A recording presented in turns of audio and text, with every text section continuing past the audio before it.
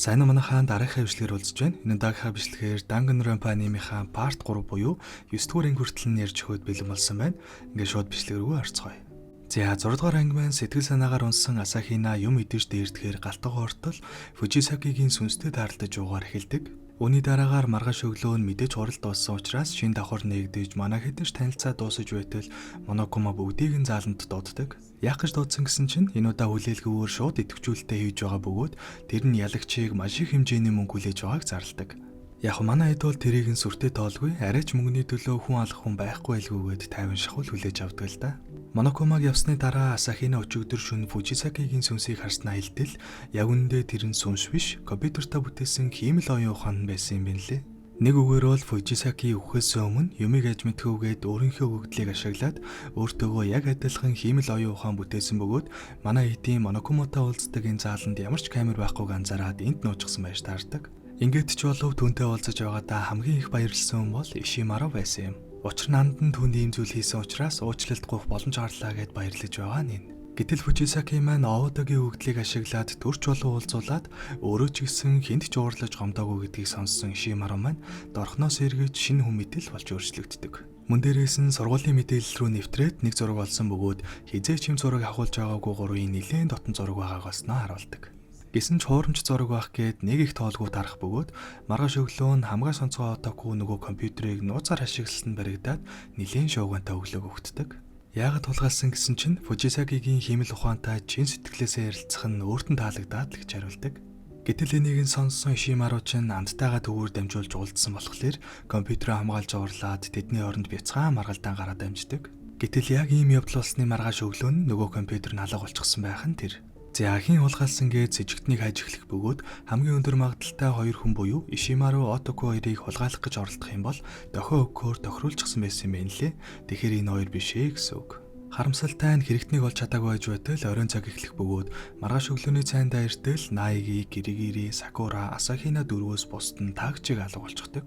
Мэдээж ирэхгүй удаад байсан болохоор бүгдээрээ салж авах бөгөөд Асахина хамгийн эхлээд Лютенбергийг ухаан алдчихсан байхад нь олдог. Юу болсныг нь асуудал үл мэдэх хүнд алхаар цохиулсан бөгөөд Отокутай хамтдаа явж исэн юм байна лээ. Тэгээд ухаан орохт нь байхгүй болчихсон байгаагаас нь харуул хэрэгтэн түүнийг аваад явсан байх гээд манай хэд бөөндөө айгаар болдог. Замдаа Тогоми Фукава хоёртой тааралдаад цааш явж байгаад эцэст нь Отокуг олж чаддаг. Мөн эдэл алхаар цохиулсан байх ба хэрэгтнийг роб төмсгөлтэй байсныг хэлэхэд хажуунаас нь Лютенберг зургийг нь санамсаргүй дарж чадснаа харуулдаг. Отоку маань нэлээд хүн чаргацсан учраас эмнэлгийн өрөөнд төр амраад үлдсэн хэд нь бөөндөө салж роботыг хайж эхэлдэг. Гэхдээ харамсалтай нь хэрэгтнийг хайж байх хооронд Отоку маань алуулчихсан байдалтай олддог. Яг үнтэй зэрэгцээд Тогоми болон бусд нь Ишимаровч мөн адил алуулчихсан байгааг олдог. Ингэснээр нэг дор хоёр цогцос олдсон анхны тохиолдол гарч байна. Үүний дараагаар Наиги маань Тогоми дээр очичоод буцаад иртэл Отокугийн цогц нь алга болчихсон гэж зандарч байсан Лютенберг Асахина хоёрт дахиад нэг цогц олдсон гэх мөмөдөг дуулгаж улмал сандаргаж орхидог. Үүний дараагаар хэрэгтнийг хайж байгаад эргээд иртэл Ишимарогийн цогцос мөн адил алга болчихсон байх нь тэр. Ингэснээр хэрэгтнийг хайгаас гадна цогцнуудыг хүртэл хайх ажил гардаг. Гэтэл гинтэл элби юм шиг хоёр цогцос нэг өрөөнөөс олдох бөгөөд Отоку маань гинт зэрэгэд хэрэгтэн бол Ясухиро гэж эцсийн үгээ хэлчихэд өөд болдог. Тэр нь мэдээж энэ бүх хугацаанд огт харагдаагүй хүн буюу хамгаа сонцгой зүнч Хагакурэ Ясухиро юм. Гиригири бол хамгийн ихэнд Лютенбергийг олдоход хамт байсан учраас түүнийг сэжигтнээс асаад мөрдлөг явуулангаа нөгөө хоёрыг аж эхэлдэг. Бодлого Гиригири гарч ирээд бүгдийг нэг газар доодох бөгөөд Ясухирог нөгөө өмсгөлтөөгөө хувцсны шүүгэн дотор байгааг нь олчихсан байдаг. За ингэснээр бүх сурагчид олдсон тул мөрдлөгөө явуулж дуусгаад удалгүй ангийн урлаа эхлүүлцгээе. Мэдээж шуудал Ясухирог сэжиглэж эхлэх бөгөөд яагаад тэр хувцсыг өмсөөд шүүгэнд ногдож байсныг нь асуудал урд шөнө нэг хүнээс нууц захаа Ясухирод ирэхлээр нь уулзах гээд яваад очтол гин тухайн алдуулсан бөгөөд зэрэгтэй шүүгэн дотор энэ хувцтайгаас ирсэн юм байна лээ. Мөн дээрээс нь нөгөө хувцс нь хөдлөхөд нэлээд хэцүү учраас хохирогчдоо тийм хурдан зүгөөд байсан гэхлээр нэг л авцалтай болж эхэлдэг. Яаж хийж байгаад зөөсөн гэж бодъё гэсэн ч Отоку маань нэлээд хүнд жинтэй учраас угаасаа дийлэхгүй нь тодорхой харагддаг. Тэгвэл хин түүнийг өөр өрөөнд оруулав гэтэл Гиригири түүнийг өөрөө явсан байж магадгүй гэж хэлдэг. Нэгдүгürt түүнийг дийлэх хүн угаасаа байхгүй, мөн дээрээс нь эхлээд олдох үедээ нүдний шилэн хүртэл цус олчихсан байсан ч хоёр дахь удаа олдох үед нүдний шилээ арччихсан байгаагаас нь харуул өөрөө замаа харж явахын тулд шилээ арчсан байх гэж таамагладаг. Мөн дээрээс нь эмнэлгийн өрөөнд угаасаа баахан нөөц цус байсан бөгөөд тэрийг өөр дээрээ асгах гэж байгаад хэдрүүлчихсэн гэсэн үг. Яагаад энэ бүхнийг хийсэн гэхлээр хуурамчаар өгсөн дүрсэх гэж байсан бөгөөд Отоко маань жинхэнэ гэмт хэрэгтэндээ хамтарч байсан ч яагаад ч юм хэрэг нь буруугаар эргэж өөрөө эцэст нь алуулсан болж таардаг.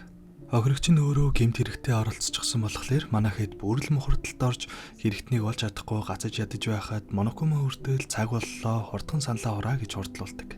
Яг ингээд бүгдээрээ сандарцгааж байхад Найги маань бүх зүйлээ нэг нэгэнгүй бодсоор байгаад маш чухал нэг сэжүүрийг гаргаж ирдэг. Тэр нь юу гэхлээр хамгийн ихэнд Отокугийн цогцыг олох үе буюу Ишимарог алуулсан гэдгийг мэдээг байхад энэ маягаараа хэдүүлээ яг тэдэн шиг алуулах нь гэж хэлсэн Лютенбергийн үг байсан юм. Нэг өсөндөө тэр л ганцаараа 2 хүн алуулсныг бусдаасаа төрүүлж мэдэж байсан гэсэн үг. Ингээд түүнийг сэжгэлтэл өргөлж тайван ухаалаг шийдвэр гаргадаг хүн чинь аимшигтай уурлаж шаал өөрхөн болж хувирдаг.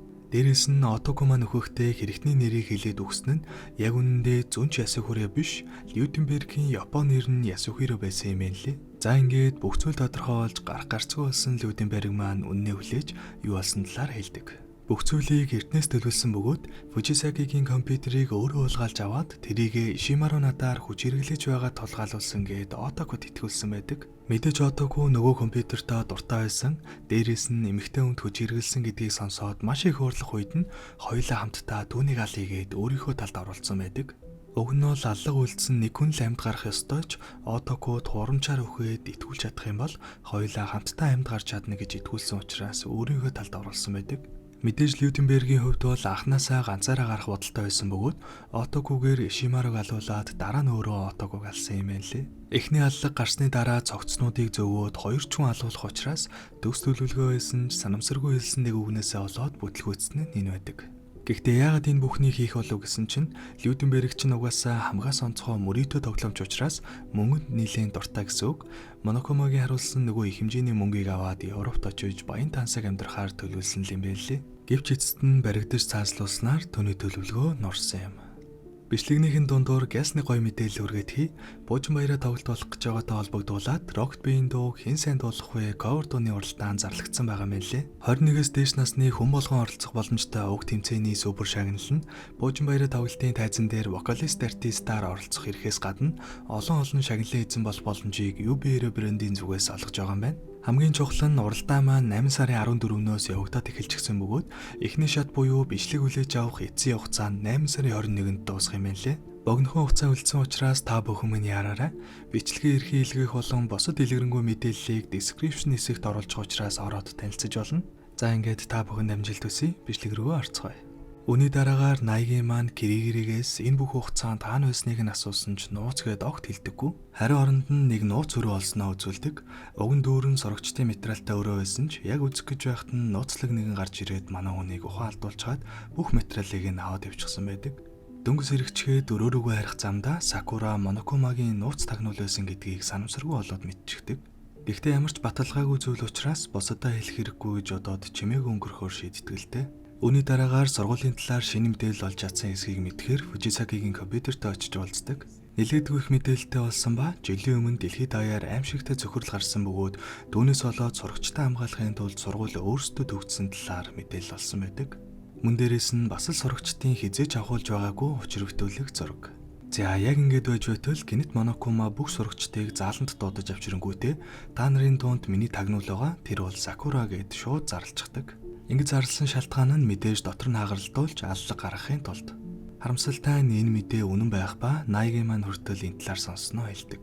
Гэхдээ Сакура зүгээр л сайн дураараа тагнуул хийж байгаа юм биш, аргагүй ирэхэнд барьцаанд орчоод л хийж байгаа юм байна лээ. Гэсэн ч ихэнх хүүхдүүд түүнд итгэхгүй уруугч нүдээр харах ба ганц сайн азуулах Асахинан түүнийг өмөрснөөс олж манайхэд нэлээд ширүүн маргалдаад авдаг. Цовруул лалуурч нь Тогомигаа өмөрөөд Асахинаг шархтуулах хүртэл хэмжээнд муудалцах бөгөөд сайн азийг нь гимтээснийг харсан Сакура маш их ууралсан ч аль болох өөрийгөө барьж сайнаар шийдэх гэж хичээдэг.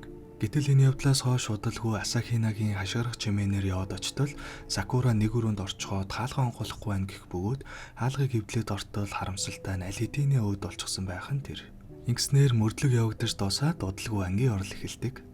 Гэтэл Асахина шууд л хэрэгтэн бол Тогоми, Ясухиро, Фукава 3-ын нэг тэр гурвал хамгийн сүүлд түүнтэй олдсон гэж хэлдэг. Сакура маань энэ гурыг уулзъя гэж өөрөө дуудсан юм байна лээ. Гэхдээ Тогоми бол ирээгүй, Фукава айж исэн болохоор төрүүлж ирээд өрөөнд нь өгдөжсэн байдаг. Гэтэл удалгүй Ясухиро ирсэн бөгөөд Сакуратай уулзаж байгаад шилээр цохиж алахыг нь харсан гэж Фукава хэлдэг. Гэхдээ мөрдлөгийн явцад толгойдоо 2 удаа цохиулсан гэдгийг нь тогтоосон учраас Ясугирогийн цохилтонд үхээгүй гэсэн үг. Үүнийг сонссон Ясухироч 1 удаа зогсноо хүлээн зөвшөөрдөг.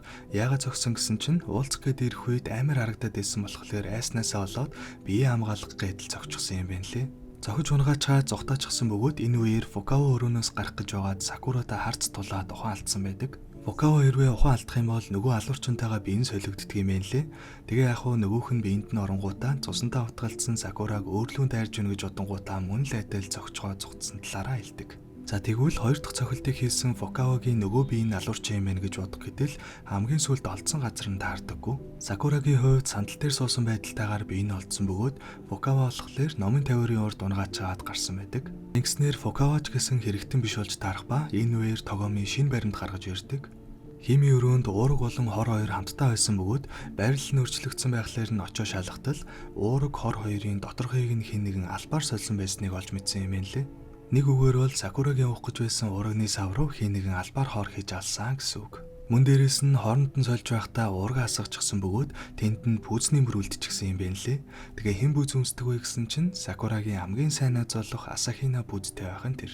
Ингэснээр Асахинад шууд хэрэгэвлээж хурдан санал хураалтаа явуул гэж яарвчилдаг. Хэдийгээр ихэнх зүйл таарж байгаа ч хамгийн гол нь Сакураг алчгаад яаж гарсныхаа дараа хаалгыг нь дотроосоо цоожилсан гэдэг нь огт авцалддаггүй. Мэдээж Асахина өөрөө ч энийгээ тайлбарлаж чаддаггүй ба нэг өөр бол тэр хэрэгтэн бишээ гэсэн үг. За ингээд эцэст нь дотроосоо цоожлож чадах ганцхан хүн үлдсэн ба тэр нь мэдээж Сакура өөрөө юм. Үүнээс гадна Сакурач гэсэн пүүз өмсдөг бөгөөд гутал дээр нь уураг асгарчихсан байснаас нь үзвэл хорыг уурагныхаа сав руу хийсэн үн нь өөрөө гэсэн үг буюу Сакура маань амиа орлсон болж таардаг. За тэгвэл яагаад Сакура амиа орлох болов гэдгийг олж мэдцгээе.